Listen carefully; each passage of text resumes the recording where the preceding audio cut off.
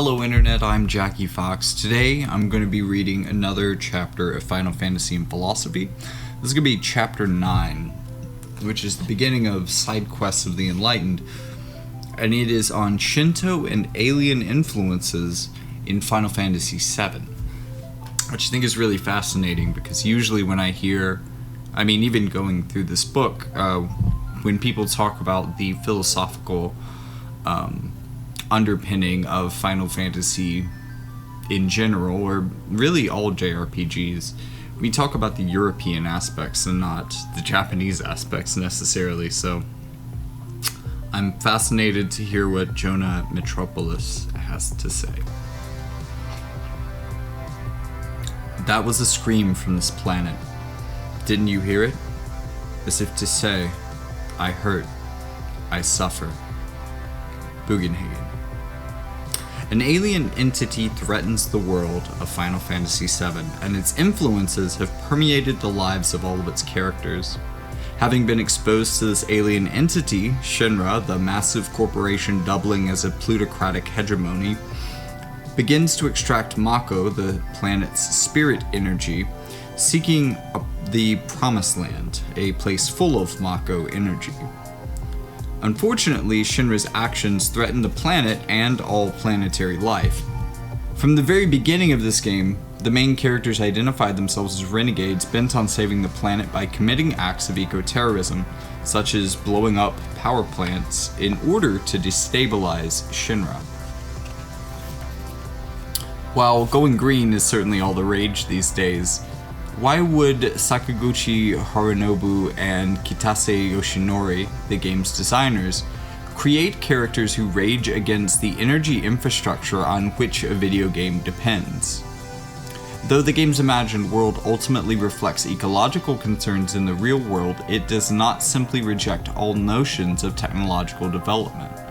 Instead, it evokes Shinto spirituality into the digital landscape of the game in order to encourage a symbiotic relationship between the real-world human technology and the natural world. Japan in Final Fantasy VII. Watch out, this isn't just a video game. There is a difficulty, however, with giving a philosophical interpretation of Shinto in Final Fantasy VII. The difficulty is to speak of Shinto as a single internally coherent religion, one that possesses a theology or ideological tradition alongside it, would be misleading. Whereas other religions such as Buddhism and Christianity have long histories of exegesis that originate with a founder, Buddha or Jesus, position themselves around a core text or set of texts. Shinto does not. Even texts such as the Kojiki and the Nihon Shoki were never considered to be integral to the practice of Shinto. Being Shinto does not call for a person to affirm a specific doctrine. Rather, being Shinto means being a part of the tradition, culturally Japanese, whose articulations are many, non-uniform, and mutable within its larger social and historical setting. Shinto is plural, meaning there are many Shintos, and it is inherently assimilative, in that foreign influences help inform how it is defined. But connectedness with nature is extremely important to Shinto spirituality. And in this game, we see that advocacy for ecological cohabitation with the planet comes to define which cultural assimilations are appropriate. Just as planetary life thrives when there is biodiversity, Shinto synchronism models an orientation in living that encourages symbiotic relationships with other cultures. Thus, Shinto serves as a basis for my argument that Final Fantasy VII encourages a symbiotic relationship not only with the adaptive and synchronistic characteristics that we can use it to examine the philosophical elements of a Japanese cultural product, such as Final Fantasy VII, or such as Final Fantasy. As we shall see, the fictional world of Final Fantasy VII animates ecological concerns, as well as the preservation of Japanese thought. The main character, Cloud Strife, openly says that he intends to save the world from human exploitation and physical destruction. Less obviously, though, the invasion of an alien entity allegorizes concerns about a modernized, westernized Japan. Still, the game does drop a number of clues that its conflicts parallel those of Japan. For instance, its imagined world is one that is recovering from a devastating war. Sid reminds Cloud that Shinra, the large Zaibatsu-like corporation, was a wartime weapons manufacturer before it transitioned to energy. With Article 9 of Japan's post-war constitution, Japan is no longer allowed to maintain war potential weapons of land, sea, or air. Likewise, Shinra left weapons development to pursue advancements in energy and technology. Akin to Article 9, the archipelago nation of Wutai in Final Fantasy VII is no longer able to possess materia that has transitioned from militarism to tourism. Yuffie scolds her father, saying, "You get beaten once and that's it. What happened to the mighty Wutai I used to know?" Now, she complains, Wutai is just a resort town. After we lost the war, we got peace, but with that we lost something else. Her response resembles the frustrations that many Japanese feel towards Japan's rearmament. In addition, a man in Wutai recalls a legend in which their gods protected them. But, he continues, "In the last battle, we didn't fare so well. I guess our beliefs were based on nothing more than legends." Again, this parallels the pre-war belief that the kamikaze were proof that the kame looked after Japan. Not only does an allusion to kamikaze figure as Shinto imagery, but Wutai itself exemplifies the Buddhist Shinto syncretism left over from a past cultural invasion.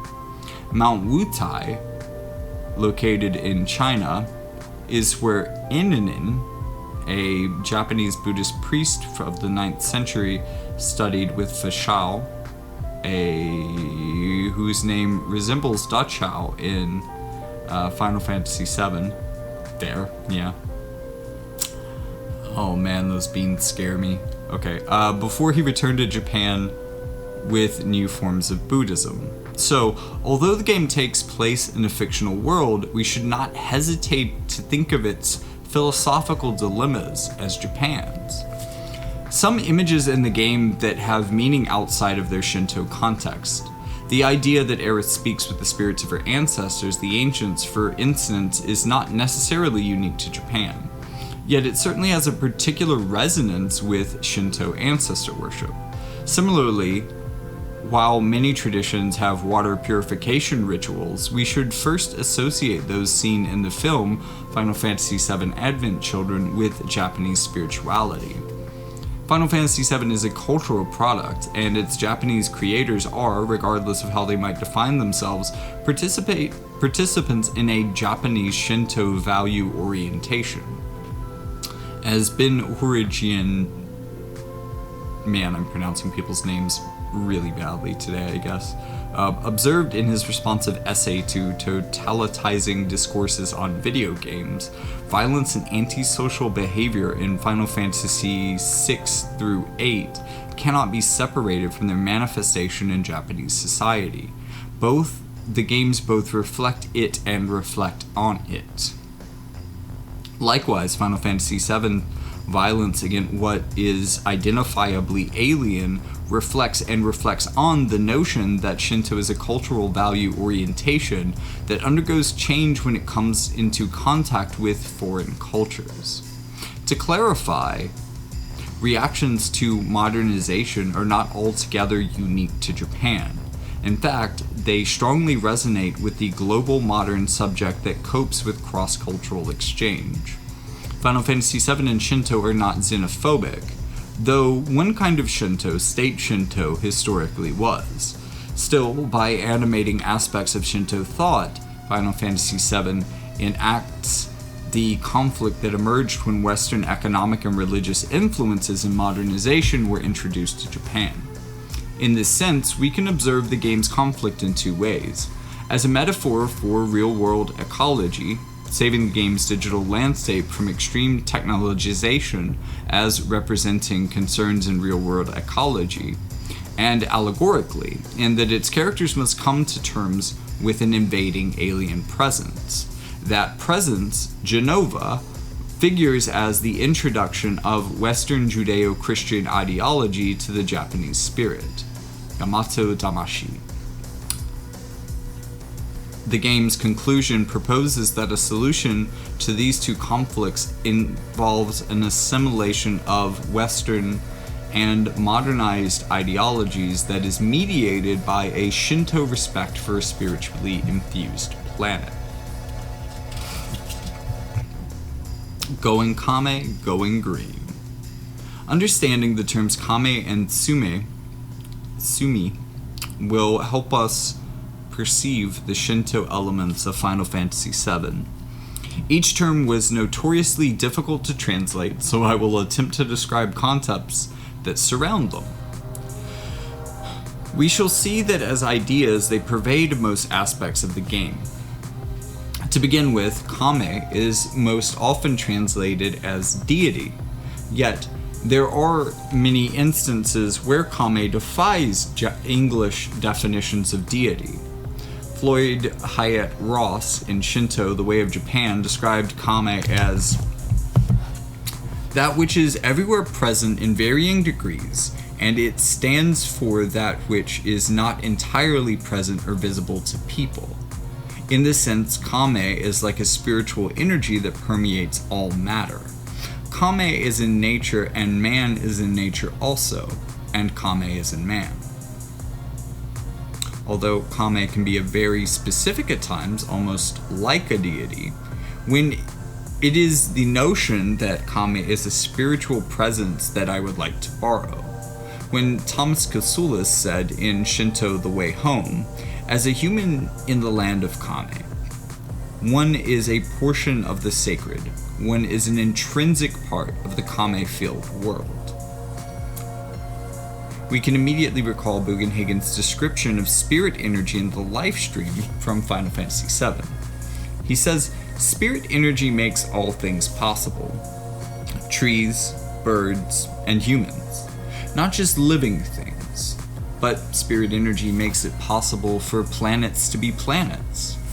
Such a philosophy does not privilege human life over non-human matter, as the two are interconnected and interdependent.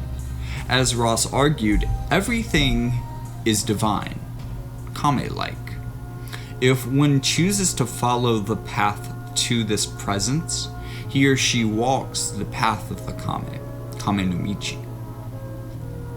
But following the Kame way does not mean adhering to prescriptive dogma. Rather, Shinto encourages one to connect with the Kame presence, which one finds in its purest form in nature. Even the construction of Shinto shrines prioritize harmony with nature, and the materials used must be entirely natural and taken from locations undefiled by human encroachment. We might compare this with Final Fantasy VII's Hidden City of the Ancients. Not only is it inaccessible to humans, protected by a labyrinth-like forest, but its architecture is almost reef-like with curled shelves, sealed pathways, and large shells as buildings.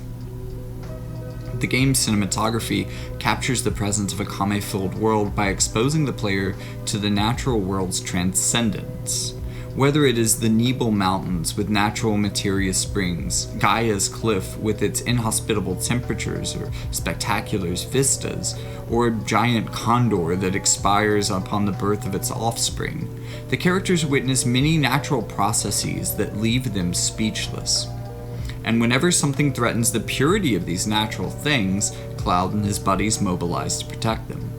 To understand what the threat is, we must examine the other term, Sumi.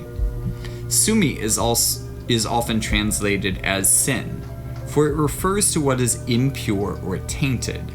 Its meaning, however, is very different from Western conceptions of sin. Cassius told us The Western idea of sin generally involves intent, where in Shinto, simply contacting sumi, that which is polluted and requires purification, causes defilement, whether the person knew about the offense or undertook the action voluntarily.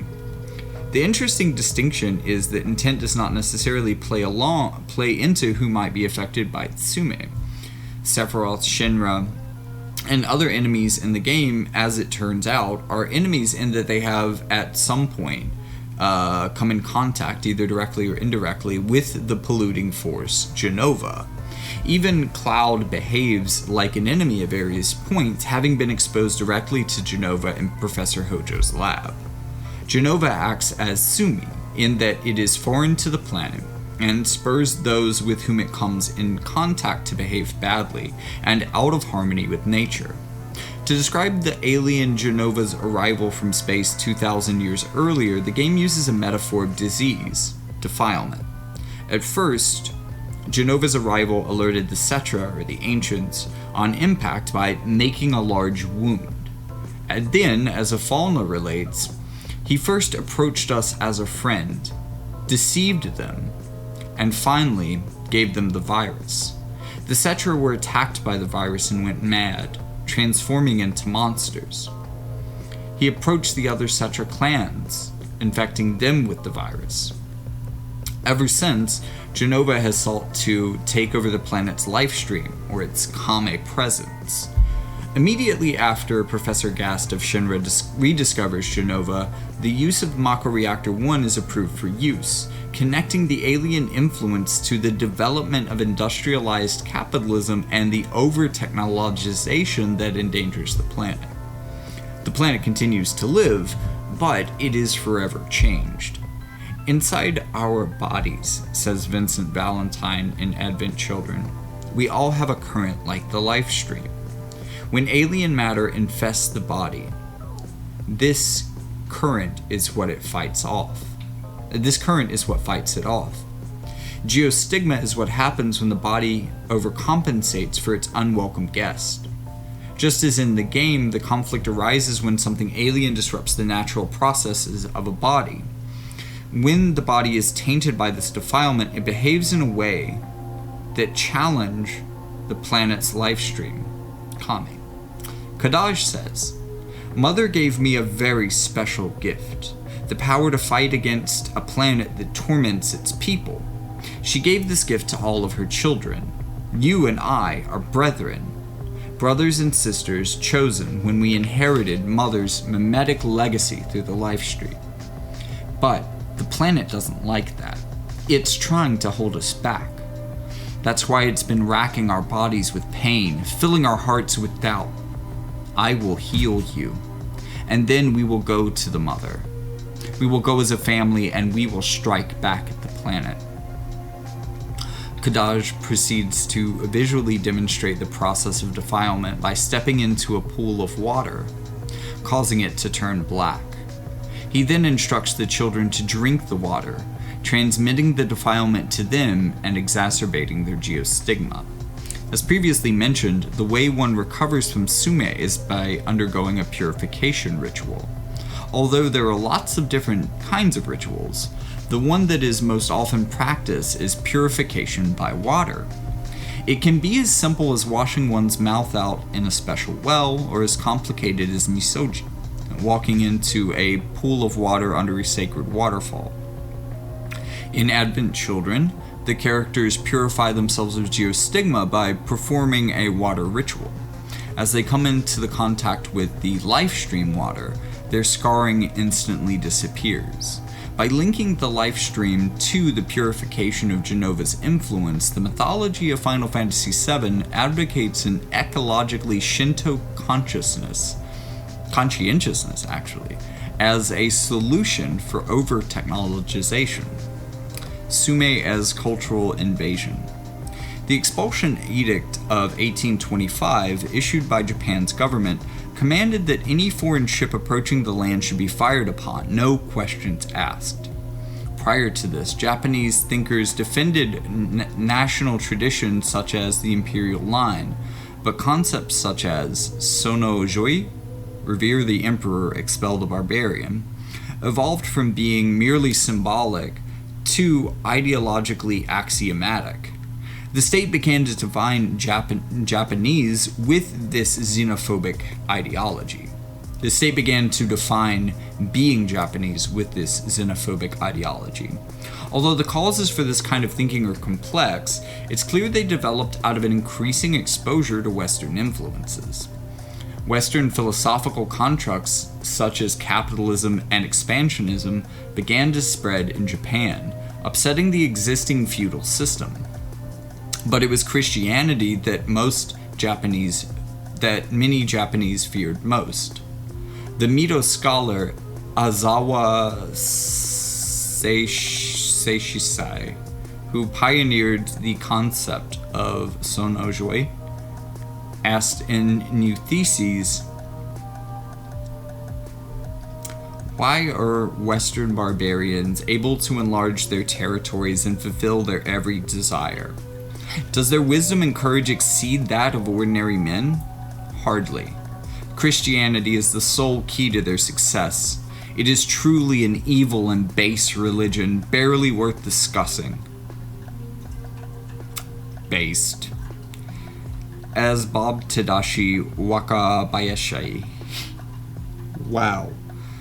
That was a way to pronounce a person's name. Described, Aizawa feared an indirect Western takeover through Christian transformation, or what we today would call ideological subversion or cultural assimilation.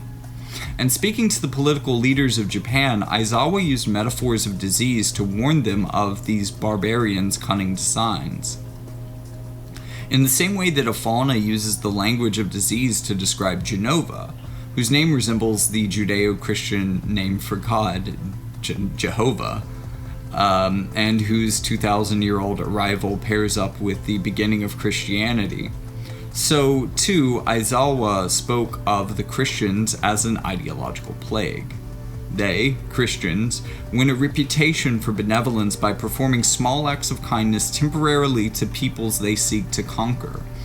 After they capture a people's hearts and minds, they propagate their doctrines. When Genova comes in contact with the natives, it behaves in the way that Aizawa feared, cultural assimilation. Eventually, exposure was unavoidable, and Japan's rapid industrialization in the 1920s and 1930s cemented a culture of capitalism. But modernization, a foreign value orientation, and its effects continued to instill fear in the Japanese. I genuinely can't.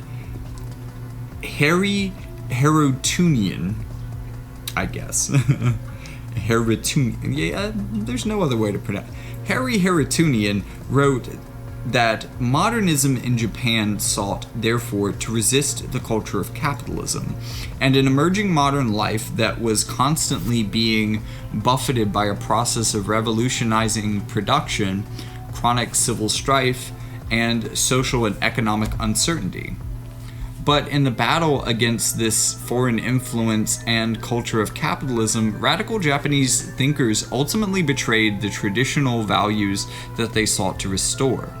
In order to cope with the invading Western Christian value orientation, they began to assimilate aspects of Western philosophies to form an essentialist Shinto. They ended up with a Shinto philosophy that resisted syncretism, a fundamentally different Shinto altogether. Aizawa, for instance, developed his concept of sonojoi by studying the Christian missionaries' efforts to proselytize, which often meant the total suppression of non-Christian beliefs. New Shinto thinkers constructed a doctrine of the kame instead of following a way of the kame. Christianity's dogmatic influence on Shinto was altogether dissonant with its traditional manifestations, and the cultural effects of this shift were substantial. This kind of prescriptive Shinto helped provide a philosophical justification for war, as was the case with state Shinto in World War II. The presence of a culture of capitalism and emerging modern life are all over Final Fantasy VII. For instance, in the beginning of Advent Children, Marlene, Barrett's daughter and the narrator for the introduction, recapitulates. Because of Shinra's energy, we were able to live very comfortable lives, she adds. But wasn't that because we were taking away from the planet's life? The cause of this shift of living is very clearly the result of Jenova's influence. Thus, the game commences with an attack on a large capitalist corporation, an analog of the Zaibatsu, dominating early modern Japan's economy. And Cloud, last name Strife, is at the center of it all. He, like Marlene and many others, is torn between the lifestyle that Western thinking offers and the native spirit that it threatens. Like Jenova, Sephiroth's name originates in Western Kabbalistic spirituality, where the Sephiroth represents the 10 emanations of an absolute god. As traditional Shinto lacks any notion of an absolute, Sephiroth's very name should warn us that he is the product of a potentially problematic syncretism. In the game, this translates into his two contradicting forms. First, as the violent response to foreign influence when he assassinates a major capitalist figure, a common foe of the game's heroes, and then as the voice of the foreign influence himself when he becomes the hero's primary enemy. We learned that Sephiroth was made by Shinra's mad scientist Hojo, who forced foreign matter, Jenova cells, into him as a fetus, a defilement that can be read as Sumi. Although Sephiroth refers to Jenova as his mother, it was a human woman that carried him and gave birth to him. That woman is Lucretia. Her name carries the connotation of rape and reform, which directly applies to her role in Final Fantasy VII. According to Livy, the son of the last king of Rome, the son of the last king of Rome raped Lucretia, who then killed herself as a response. The fruits of her suicide, her husband's revenge, brought an end to the Roman monarchy and ushered in the Republic. This is exactly what Sephiroth, the fruits of an experiment in obstetrics, does to the existing body politic in Final Fantasy VII. Not only does he assassinate the president, but his actions ultimately destabilize the Shinra company. In this way, the Lucretia metaphor may refer to a technological rape of nature that Cloud is attempting to purify. The consequence of Hojo's unnatural science produces the being who finds the means to endanger the entire planet. In other words, ambitious industrialization, the science inspired by Jenova, is responsible for the state of post-war Japan, its post-war constitution and post-nuclear environmental problems, like Sephiroth summoning Meteor. The problem is not so much that Jenova has made contact. It is the failure to cope with this contact that results in a negative overreaction. The game's solution is then to follow the way of the Kame. After being exposed to the Sumi of her unnatural pregnancy, Lucretia seeks purification in a very Shinto way. Just as one does in Misoji, she secludes herself from society by a pool near a waterfall. There she purifies herself in the same way as her namesake, by killing herself. Linked with Lucretia and Hojo, Vincent has also contacted Sumi. While attempting to stop Hojo, he ends up as one of Hojo's experiments. His body is the punishment that has been given to him for being unable to stop science's rape of nature. He even says, "Hearing Cloud's stories has added upon me yet another sin." Just as Sumi in the game can be read as an environmentally detrimental to the natural world, it figures in a cultural sense as well. After all, if Genova is an allegory for Western thought, modernization, technologization, and Christian indoctrination, then the game must refer to its effects in such terms. If we recall, Kadaj refers to geostigma as the inheritance of a mimetic legacy. Vincent also calls it the Sephiroth gene, Genova's mimetic legacy. Exposed to this mimetic legacy, individuals begin to become sick with geostigma. Once indoctrinated, they dissociate from their society, hence the zombie-like behavior of the children who are influenced by Kadaj. In the game, Cloud says, "I'm fighting to save the planet, and that's that." But besides that, there's something personal too, a very personal memory that I have. In other words, the foreign influence endangers not only the physical world, but something conceptual as well, his memory of Aerith, or his value orientation towards Earth.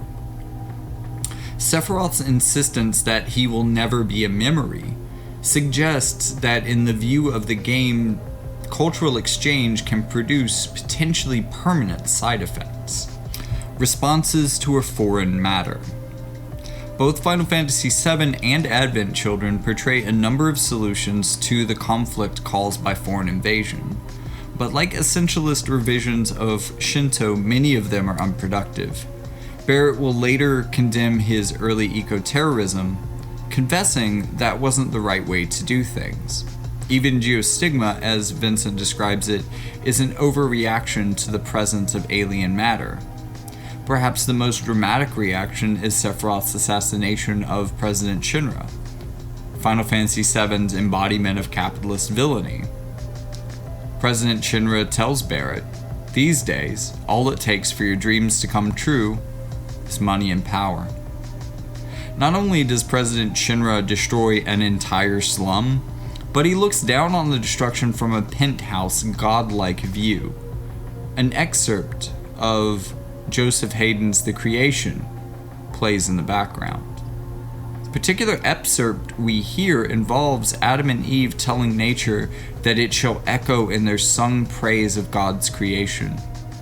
In other words, there is the ironic equation of destruction with Christian conceptions of creation and morality. So while the benefits brought by Shinra's foreign-influenced energy infrastructure are ubiquitous, President Shinra's assassination does not manage to evoke our sympathies. The game's characters agree, and for this reason, they briefly believe Sephiroth to be a hero. The assassination seems to be modeled after some high-profile assassinations in Japanese history, ones that targeted individuals who were perceived to be corrupted by Western thought. Inoue Nisho, a Japanese nationalist and mastermind behind the most famous assassination plot, wanted to attack modernity and the corrupt elites who represented it.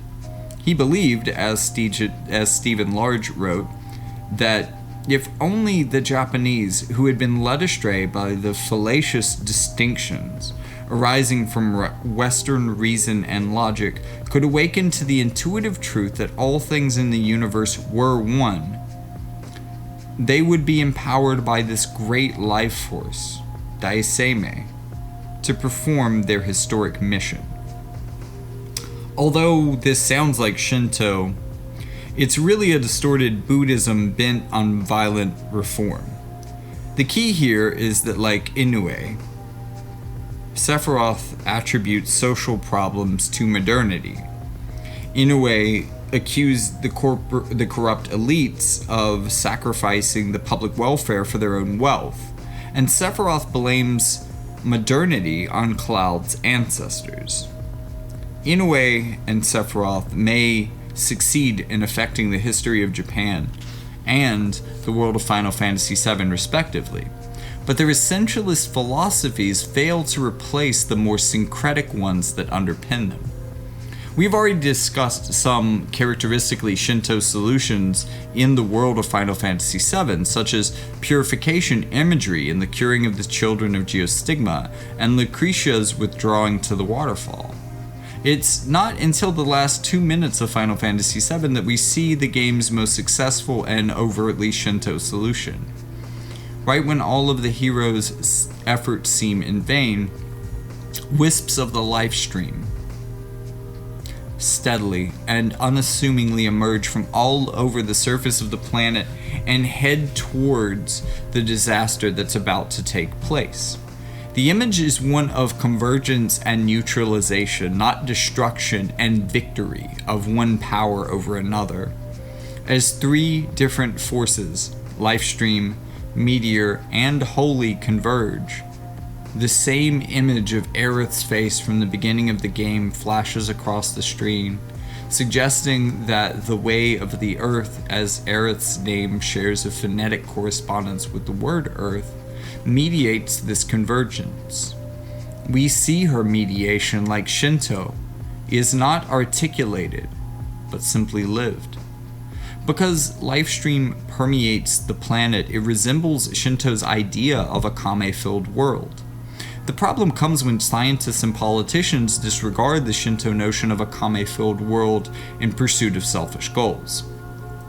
The German philosopher Martin Heidegger, 1889 to 1976, in The Question Concerning Technology, said that with modern technology, we no longer perceive the sun as the sun, or a river as a river, but as resources within the potential to be put to work for energy and storage and distribution.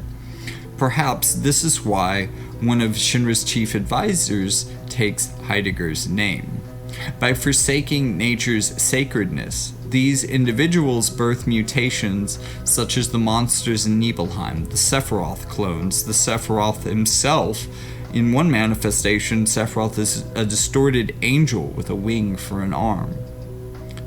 By adapting the way of the Kame to the ubiquitous ideologies of globalization and the modern subject, however, not only can we address ecological concerns, but Japan can preserve its cultural heritage while evolving with the times. By saying that Final Fantasy VII invokes Shinto imagery, I'm not saying that it attempts to reinstate the old in place of the new. Rather, the presence of Shinto imagery acts as an invitation to the contemporary gamer to partake in its redefinition, and in turn the redefinition of Shinto ontology in relation to a modernized and technologized world. For instance, Advent Children replaces the image of the sinking holy materia in Final Fantasy VII with a glowing cell phone, suggesting that Lucretia alludes to technology's rape of nature is not to say that Final Fantasy VII is anti-technological. There are characters who advocate for a harmonious relationship between humans, technology, and nature. Bugenhagen, for example. It is when science and technology overlook the ecological value orientation Shinto provides that things go wrong. I was defeated, Hojo laments, by my desire to become a scientist. Geostigma and Meteor, with their environmentally apocalyptic overtones, are instead the consequence of capitalist greed and belligerent technologization. Shinto offers a way to cope with this mimetic legacy by inflecting itself on modernization so that the two coexist, rather than remain in a state of conflict. In this way, both threats are resolved through a convergence of value orientation that reorients a progress-obsessed mentality for one of ecological cohabitation. When the life stream appears at the end of the game, an Aerith's face flashes across the screen. The game contextualizes an ecologically Shinto attitude of cohabitation within the historical memory of environmental disaster. We recall the real-life mutative effects of the nuclear fallout and the casualties of war. Rufus reminds Kadaj that the life stream courses through our planet, back and forth across the borders of life and death. If that cycle is the very truth of life, then history, too, will invariably repeat itself. So go on, Bring your Genovas and your Sephiroths, it won't matter. We'll do as life dictates and stop you every time. This is to say, by remembering the past encounters of different philosophical perspectives, Final Fantasy VII replays the productive solutions of biological and cultural symbiosis. And good grief, this one has a lot of footnotes. So the first note is from way back in the beginning. I remember seeing this one. Although thinkers such as Motori Norinaga, a 17th century figure who revived the text and advocated for a cleansing of Shinto forms from its foreign influences, would read them as such. In addition, despite the proliferation of definitions for Shinto that say Shinto is the indigenous religion of Japan, I agree with John Nelson that readers should be aware, as well as beware, of the problematic subtext in such statements. To what does indigenous refer, for instance? So it seems dangerous to speak of Shinto as a philosophical framework, despite the fact that many compare it with religions that do not possess long philosophical traditions. See John K. Nelson a year in The Life of a Shinto Shrine. Number 2 is Thomas Kasulis described Shinto as a way of life and orientation in living, and Ueda Kenji argued that Shinto, in the comprehensive sense of the term, represents the value orientation of the Japanese people in the various forms that it has taken and the developments that it has undergone throughout Japanese history, including contact with foreign cultures. See Thomas P. Kasulis Shinto, The Way Home, and Ueda Kenji, Religion and Japanese Culture. Number 3 is about the reference to Zaibatsu. It resembles a Zaibatsu in the way it yields considerable political power. The mayor of Midgar, Domino, confesses, "Actually, I'm mayor in name only. The city and everything is really run by Shinra Inc." Number 4, materia is one of the game's battle aids. Oh, well, that's just explaining what materia. Though the term kamikaze refers to the suicide attacks of Japanese pilots, kamikaze, divine wind, originated as a concept with the typhoons that protected Japan from the Mongolian invasion in the 13th century. That's actually really good context, because I only knew of kamikaze from the other very modern context. I mean, I guess it's kind of hard to crash a plane into something when planes don't exist, but I didn't really know the context for that. Although spelled Eris, A-E-R-A-S, in the game, her name is elsewhere spelled Aerith, A-E-R-I-T-H. Wikipedia noted that developers intended on the name to resemble the English word Earth. I'm using the Final Fantasy VII Advent Children's spelling. So this book is from 2002, 2009, and that has become like the definitive version of her name at this point. Ben Horrigan, all you need is love and friendship for this mission. Final Fantasy VI, VII, and VIII as counterexamples to totalitizing discourses on video games. That was in Studies in Contemporary Culture 6, number 1, 2006. The other references are Floyd Hyatt Ross. Actually, I think most of these he actually mentioned in text. For 14, though, from Aizawa's new thesis, in page 200, we get, or again, the Western barbarians all believe in the same religion, Christianity, which they use to annex territories. Wherever they go, they destroy native houses of worship, deceive local peoples, and seize those lands. Let's see.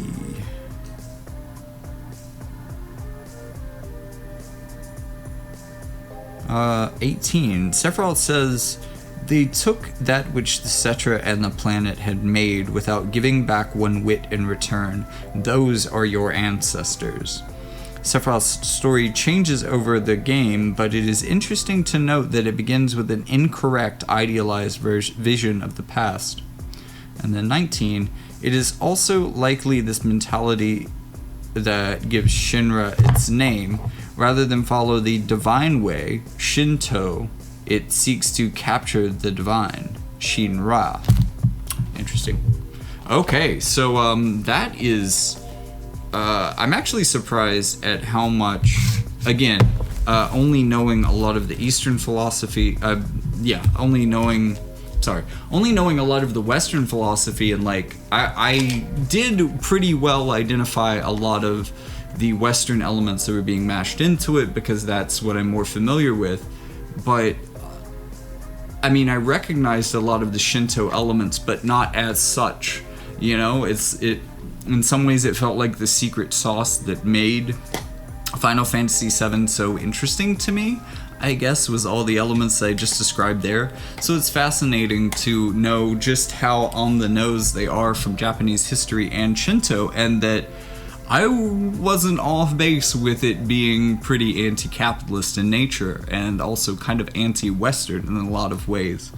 So I'm proud of myself for picking up on that despite being pretty ignorant about Shinto and Japanese history.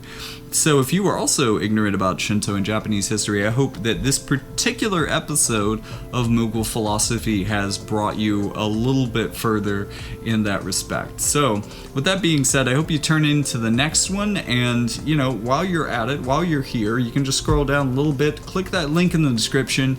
You will get access to podcasts, to a Discord where you can message me and friends of the channel and various channels. We can all chat together and hang out and have fun.